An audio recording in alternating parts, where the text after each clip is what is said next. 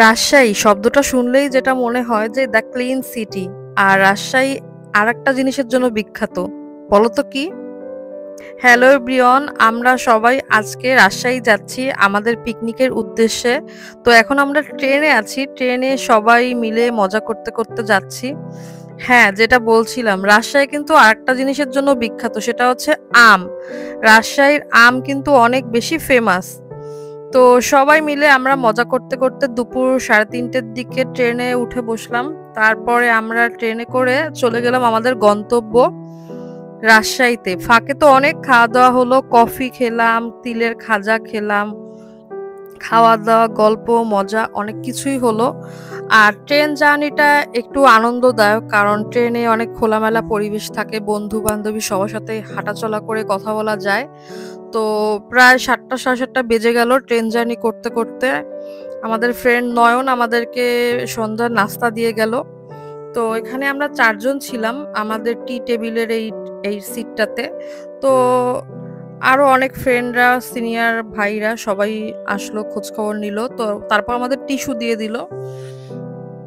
নাস্তার ভিতরে অনেক কিছুই ছিল, লাড্ডু ছিল, দেখতেই পাচ্ছ, চকলেট ছিল, বিস্কিট ছিল, একটা বান ছিল, কেক ছিল, আপেল ছিল।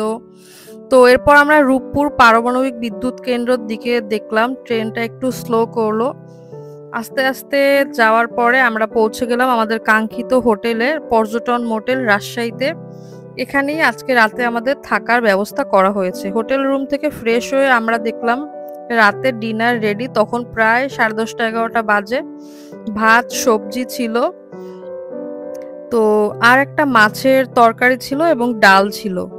তো এখান থেকে আমরা যে যার মতো যতটুকু প্রয়োজন খাবার নিয়ে নিচ্ছিলাম। সবাই একসঙ্গে খেতে বসেছিলাম যেহেতু বেশ রাত হয়ে গিয়েছে। তো এবার আমাদের খাওয়া দাওয়ার পালা। সবাইকেই দেখতে পাচ্ছ তোমরা, আমাদের বান্ধবীরা আমরা সবাই একসঙ্গেই এক টেবিলেই বসেছিলাম। আর অনেকদিন পরে বান্ধবীদের সাথে দেখা হলো। মাঝে কিছুদিন ক্লাস ছিল না বলে দেখা হয়নি। খাওয়া দাওয়ার পরে আমরা রাতের বেলা একটুখানি ঘুরলাম। হোটেলটা রাতে কিন্তু খুব সুন্দর লাগে দেখতে। আর সকালের ভিউ দেখাবো, তখন দেখবে হোটেলটা কিন্তু সকালেও অনেক সুন্দর, ফুলের বাগান। আসলে অনেক ভালো লেগেছে এই হোটেলটা আমাদের।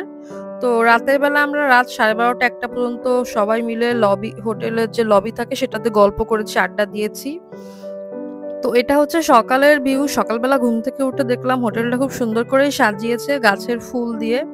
এখানে একটা বাঘ ছিল, 2টা বক পাখি ছিল, খুব সুন্দর। এটা সম্ভবত সরকারি হোটেল, তারপরও খুব বেশি নিট অ্যান্ড ক্লিন ছিল, যেটা আমার খুব ভালো লেগেছে, যেটা আমার। এবং সুন্দর সিমসাম ডেকোরেশন, খুব বেশি হাই ডেকোরেট আমি বলবো না, আর একদমও নর্মালও না। তো সিম্পলের ভেতরে থাকার জন্য বেশ উপযোগী। আর আমার কাছে বেশ ভালোই লেগেছে, পরিষ্কার পরিচ্ছন্ন ছিল, সবকিছুই বেশ ভালো লেগেছে।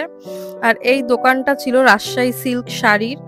তো আসলে দুঃখের বিষয়, আমি যখন রাতে আসি তখনও দোকানটা বন্ধ ছিল, সকালে আমরা যখন চেক আউট করি তখনও বন্ধ ছিল। আমার এত ইচ্ছা ছিল রাজশাহী সিল্ক শাড়ি কিনতে, যেটা চেয়েছিলাম কিন্তু আর পারিনি। তো এখানে একটা বাচ্চাদের জন্য কিডস জোন আছে এই হোটেলে। রাজশাহীর কিন্তু একটা ঐতিহ্য, রাজশাহী সিল্ক শাড়ি, এটা আমাদের সবারই একটা প্রিয় একটা শাড়ি। জামদানি, রাজশাহী সিল্ক, এগুলো আমাদের বাংলাদেশের ঐতিহ্যকে ধারণ করে। তো আমি কিন্তু দেশীয় শাড়ি পরতে অনেক পছন্দ করি। মণিপুরি জামদানি শাড়ি আমার আছে, রাজশাহী সিল্কটা এখনো আমার কেনা হয়নি। তো খুবই ইচ্ছা ছিল রাজশাহীতে যখন গিয়েছি রাজশাহী সিল্ক শাড়ি কিনবো, কিন্তু এই যে দোকানটা বন্ধ, বাইরে থেকেই দেখো শাড়িগুলো কত সুন্দর। আমার ব্যাড লাক, আমি কিনতে পারিনি। তো এটা ছিল হোটেলের 2টা ডাইনিং স্পেস ছিল। একটা ডাইনিং স্পেস আমরা রাতে খেয়েছিলাম, আর এটা ছিল অন্য একটা, ওটাতে সকালে খাবার দেওয়া হয়। এটা ছিল হোটেলের 2 তলা। এখানে রুমগুলো কিভাবে যেন একটু সামনের দিকে করা, আর মাঝখান দিয়ে করিডোর, মানে একটু পুরানো মডেলের স্টাইল আর কি। তো এখন আমি আমার রুম ট্যুর দিব। আমাদের রুম ছিল 111, এটা ছিল ডিলাক্স রুম এবং কাপল রুম ছিল।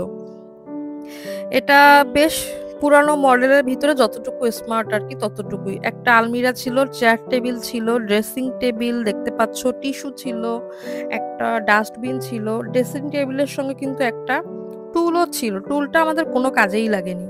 আর এদিকে সোফা ছিল, সোফার সঙ্গে টেবিল ছিল, আর খাট ছিল, টেলিফোন ছিল, ছোট একটা টেবিল ছিল। খাটে 2 জন মানুষের জন্য পর্যাপ্ত জায়গা ছিল, কম্বল ছিল।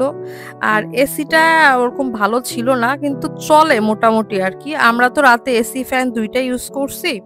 ওইদিকে বারান্দা, এখানে টিভি, আর বাথরুমটা অনেক স্পেস ছিল। বাথরুমটা বেশ বড় স্পেসের ছিল। সরকারি হিসাবে কিন্তু আমার কাছে বেশ ভালোই লেগেছে সবকিছু মিলিয়ে।